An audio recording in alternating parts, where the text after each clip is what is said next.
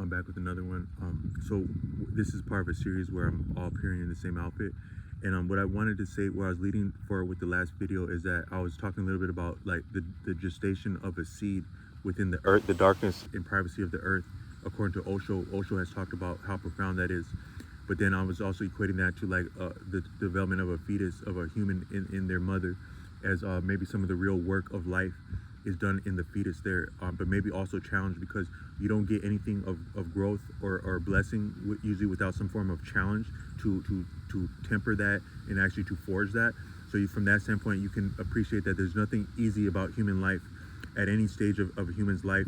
Like you take, like I've transported young students, like in of all grades of K through 12, even a little bit before K through 12, but a lot more so K through 12. And some of your early ranks of like elementary, like as far as like second and third grade, they're already somewhat jealous of, some of them have siblings that are yet preschool, pre-K, and they're somewhat jealous of their siblings because they don't have the rigors and the demands of school, which is already challenging and daunting even for a young person. That might be something worth introducing into public dialogue. Is it really due to put this type of rigors on children that they experience in the school system, and is their participation in the school system, not all in their presence there, not to maybe subsidize the opportunity of their family members to go to work, or the different school apparatus to draw its resources and livelihood and function and feature into the society. Their education is a benefit. Their time spent in school, the resources spent on their time spent in school, and what amounts to their work in school is as much of a benefit and a service to the society that they will enter, and that they are within themselves, and is not necessarily in their best interest and well-being and happiness, frankly speaking, as a human being at some of these ages of like childhood. That's one thing that I appreciated working in the school system.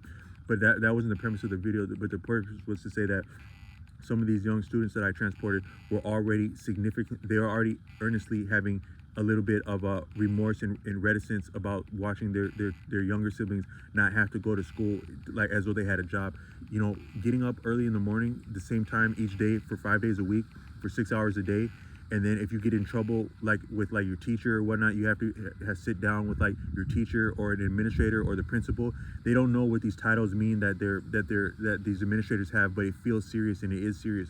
And that would be as serious as any reprimand or discipline, written, verbal, at work that an adult would have. So to an extent, we still have child labor from that standpoint, is that putting the children in the school system.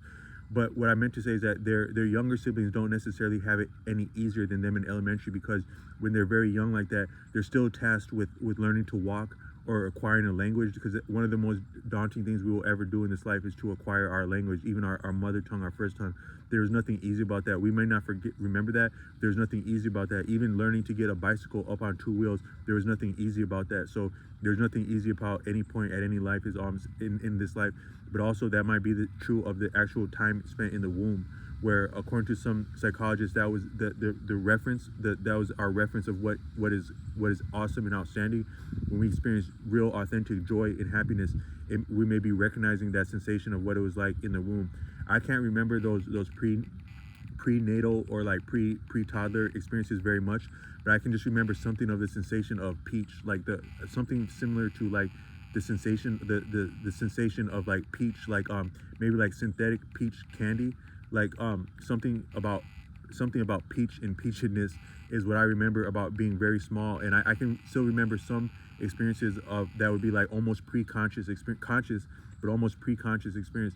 I had a music teacher. I was learning drums for a period, and he was this really cool guy, really cool. And he would teach people all the way from adults to very, very small children.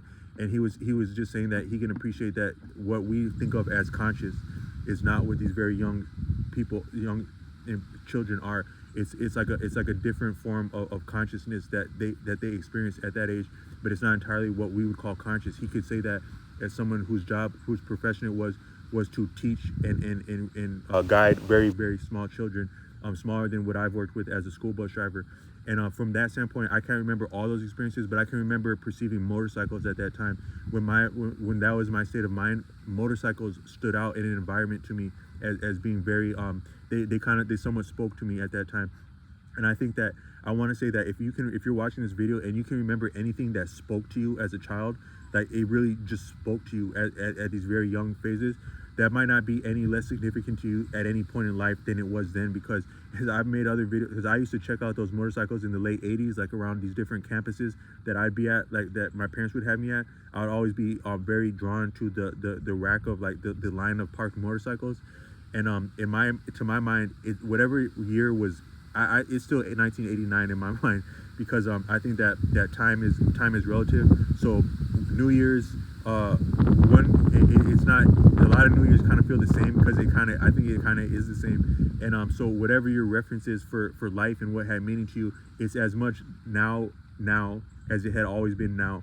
And so from my standpoint, that's motorcycles back in the day. But whatever spoke to you as a young person might have as much bearing and significance to you now as ever. Well, I just want to say, but there's something to be said for things developing in seclusion. But sometimes things do come above the surface, and they're not to stay like that. So I've went somewhat underground with like some of my faith, and like the things that inspired me had been faith at one point. But because of some of my experiences, I was actually a little bit shy about showing some of my inclination to like towards a higher power. So I made some videos on here where I'm like, I want to point out that this is not a religious channel, but that's a little bit somewhat of cowardice. I can appreciate it. Felt like that saying that, and with perspective, that's what it is. And I had I was at a job setting last fall. I was at a base for school buses coming off of a morning roll, and I was wearing this at that time that I wear a lot. And it got a conversation going between me and one of the older people at that base, who was a man of faith, and he got to having a somewhat religious conversation with me on base. It was the main morning staff had already went home, because we were sitting there talking, but we're still in earshot of a lot of coworkers and also ranking members at the base. And some of them were coming across like, yeah, they could appreciate the conversation we're having and be like, yeah, man, listen to that dude. He knows what he's talking about. Some people would say that, but it's kind of serious to be talking about like stuff like that, like in a work setting, in life generally, but just in a work setting. And I didn't actually feel comfortable like with that. And he could tell that something about me flinched when he started talking about like in like spiritual terms at work. And he was saying like, man, he's like, you in the prophets and stuff like that, they were willing to die behind that. They were willing to lay down their life behind that, about what they believe in. And I don't feel that I would want to lay down my life if it wasn't really called for. Like if it wasn't, so I don't want to just like go broach some very serious subject matter and cost myself my life right then and there, when I could have done cool stuff low key and been served as much of a purpose low key.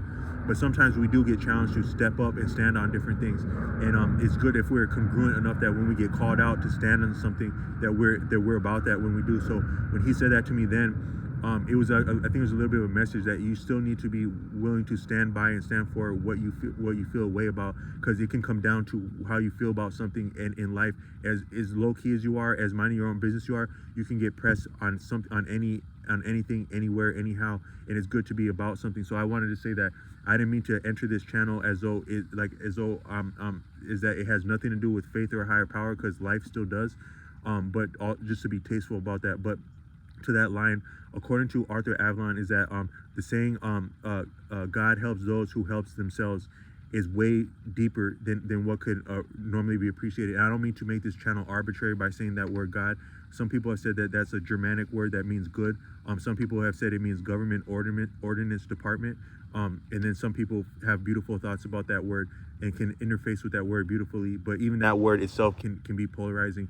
I think people would know what I'm reaching for, like when I say a higher power. And so from his standpoint is that thing works through it takes a lot of seasoning to understand what that means, that what's great, it helps those who help themselves. But sometimes when you're doing something like I've entered now like 450 videos, some of these is like I couldn't stop myself, or I would have an idea that would really go on, but it's almost as though there is something that was working through me. I'm not trying to reference or associate myself with what's great, but I made a cool video referencing my father lately about the African war drums video that I did, and I showed that to him, and it had an impact on him, and he supported me with something that I needed help with. That wasn't great. It was great to me, but it wasn't a great expense to him to help me. And I just want to say that sometimes what we think of as great is actually working with us and through us as directly as what we're passionate about and put our hands on and talk about.